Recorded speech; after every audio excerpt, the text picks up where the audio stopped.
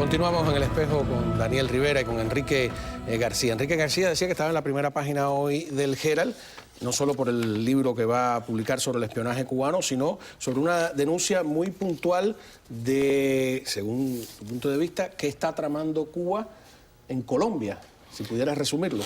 Sí, primero, el Centro de la Inteligencia Cubana en Colombia ha crecido de una manera acelerada en los últimos años, precisamente a partir del año 2010. Los llamados diálogos de paz, primero, si un país no puede presentarse como sede para ningún acuerdo de paz serio, es Cuba, un país dictatorial como Cuba, donde cuando llegan los representantes o los comisionados colombianos a negociar con el grupo terrorista de la FARC y narcotraficantes, están las 24 horas del día espiados por el gobierno cubano.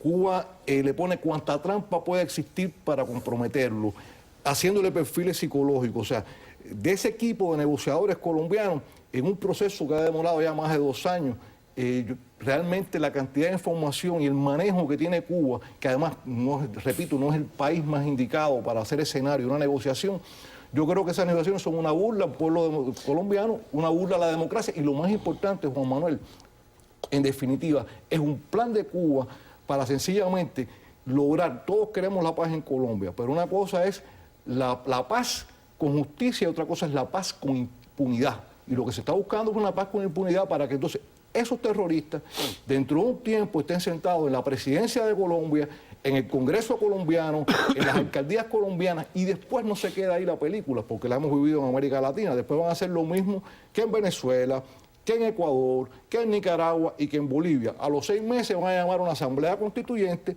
van a desmantelar todo el sistema poco a poco del país y se van a convertir en los nuevos gobiernos dictatoriales del siglo XXI, disfrazados de democracia para sencillamente darle la imagen de poderse sentar incluso como es bochornoso en la reunión esta que va a haber en Panamá el año que viene, donde supuestamente deben sentarse países democráticos nada más y donde van dictaduras y gobiernos dictatoriales disfrazados de democracia. ¿Quién dirige el Centro de la Inteligencia Cubana en Colombia? Bueno, un ex compañero y amigo mío, Juan Roberto Loforte, su seudónimo es Ramón, entró en la inteligencia en el año 1976, trabajó en el equipo Bolivia primero, fue su primer trabajo en la inteligencia. ¿Estaba ahí? Luego de eso, Loforte, el mismo bigote, lo único que era es un bigote blanco, siempre tuvo el bigote ese grueso, negro. Una vez incluso Ramiro Valdés regañó en los años 80 por ese bigote, cuando estaba en México. Después estuvo por Prensa Latina en México en los años 80, de ahí estuvo en el 90, por Prensa Latina precisamente en Nueva York. Después salió, regresó, pasó por, si no me equivoco, por Brasil y ahora está en Colombia. Coronel de la inteligencia cubana en una embajada que hoy en día, históricamente, el centro más grande de la inteligencia cubana en América Latina fue México. Y después, en su momento, en su época, también lo fue Panamá, después de México. Bueno, ya Colombia se perfila como el centro de inteligencia. ¿Más que Venezuela? No, pero es que Venezuela, Cuba no tiene un centro de inteligencia, Venezuela gobierna Cuba. Es otra cosa. Ahora, entonces, hay un detalle de lo que tú dices. O sea, lo que tú me dices es que ellos están tratando de preparar a la guerrilla, como han hecho en otros lados, en El Salvador, etcétera, para que sea una fuerza política que llegue al poder. Y hay un detalle que me hace creer que lo que tú dices no está tan descabellado, y es que una de las propuestas es que determinado tipo de narcotráfico sea visto como un delito político para que entonces se pueda exonerar a estos guerrilleros que también son narcotraficantes. Otra cosa interesante es que este fin de semana hubo unas protestas masivas en varias ciudades, incluyendo Bogotá, en Colombia, contra la política de Juan Manuel Santos, ¿no? De hacer un alto al fuego de ambas partes, que siempre ha favorecido históricamente a la guerrilla y además de estar entregando de cierta manera el proceso de paz a favor de los guerrilleros. Y la prensa, la gran prensa colombiana no lo cubrió. O sea, ya ahí hay un manejo de la prensa que se vuelve un tanto peligroso. Otra cosa es, estas guerrillas no son ajenas al mundo yihadista, ¿no? De alguna manera. No, por supuesto que no. Sabemos que grupos islamistas colaboraron con ETA en varias ocasiones, es decir, la venta de armas, la venta de explosivos. Es un mundo oscuro y de mercado negro donde muchas organizaciones de muchas ideologías parece que se encuentran y probablemente las FARC sea una de ellas, ¿no? Este dinero que manejan, y tiene que ver también con Colombia, que manejan los terroristas en el Medio Oriente, están ligados al petróleo. Ese bajón del precio del petróleo. Nosotros hablamos ya de esto en La Mano Limpia hace un mes, me acuerdo. Y claro, la verdad es que se estaba desplomando el precio del petróleo y estábamos buscando algunas hipótesis, ¿no?, para explicarlo. Había una especie de guerra económica, una hipótesis que hablaba de una guerra económica hacia Rusia un poco, ¿no? Luego yo defendía la hipótesis de que esto lo que buscaba era abaratar el precio de tal manera que ISIS y otros grupos que estaban utilizando esos recursos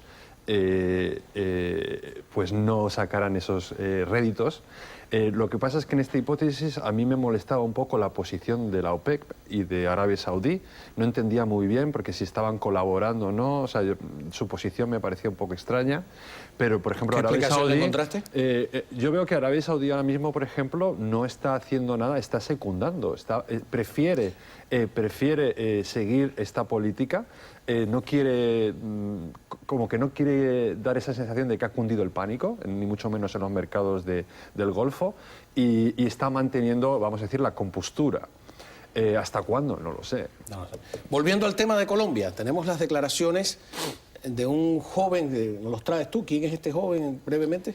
Esto realmente lo encontré en la web buscando información de lo que estaba pasando en Colombia y me asombró la fuerza y la energía con que este joven colombiano se expresa en el medio de las manifestaciones. Yo siempre, y con los años nos pasa más, Juan Manuel, cuando vemos gente joven defendiendo con pasión los ideales de la democracia y la libertad, y más en un país como Colombia, que en estos momentos está al borde de perderse, o sea, está al borde de un paso, el presidente Santos está llevando su país al abismo y desgraciadamente... Que Uribe tiene razón al final. No, toda la razón tiene el presidente Uribe. Digo, bueno, según el punto de vista de algunos, yo también lo creo. Vamos a ver a este joven.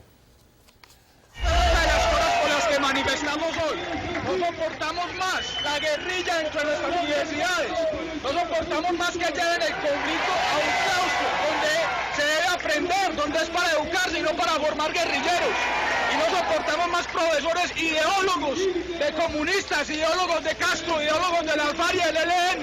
Vamos a sacar esta plaga de nuestras universidades. Mientras en nuestras universidades tengamos a estos bandidos y tengamos a las insignias, en este país jamás vamos a conocer la paz. Eso que dice, ¿verdad? ¿No? Es una plaga que ha atacado las universidades. Vuelvo a repetir la información concreta, manifestaciones masivas de este tipo a lo largo de todo el fin de semana y que minimizadas, puestas en la página tal, incluso ignoradas por la prensa colombiana. Vamos a algo, y subrayo algo que comentaba nuestro amigo acá. Los grupos terroristas, si bien el peso del petróleo puede afectar en el caso de los que están en el Medio Oriente, siempre van a buscar la manera de financiarse, porque pues, vamos en este caso a Colombia. Los cientos de millones, los miles de millones que ha manejado el grupo terrorista narcotraficante de la FARC, como otras organizaciones terroristas colombianas, ese dinero que se va a legalizar con la transición que se pretende hacer en Colombia, ese dinero se va a meter también en la política, como hacen en Venezuela con el llamado Fondo de la Revolución, porque en Venezuela, bueno, el gobierno roba, pero separan un Fondo de la Revolución, hacen en Ecuador, estos países están haciendo más o menos lo mismo. Bueno, los subversivos en Colombia tienen su fondo, con eso van a pagar campañas políticas, con eso van a pagar muchas cosas, con eso van a pagar periodistas, con eso van a comprar conciencias, desgraciadamente. Entonces tienen todos los recursos, tienen un gobierno que en la inspiración de un señor parece con un ego muy grande que quiere ganarse el Nobel de la Paz el año que viene, muy pronto, y la manipulación de los servicios cubanos atrás de esto, una prensa que se ha hecho cómplice, desgraciadamente, un sector de la prensa colombiana, y está todo el caldo de cultivo listo para que pasen cosas feas. Un resumen de factores, ¿no?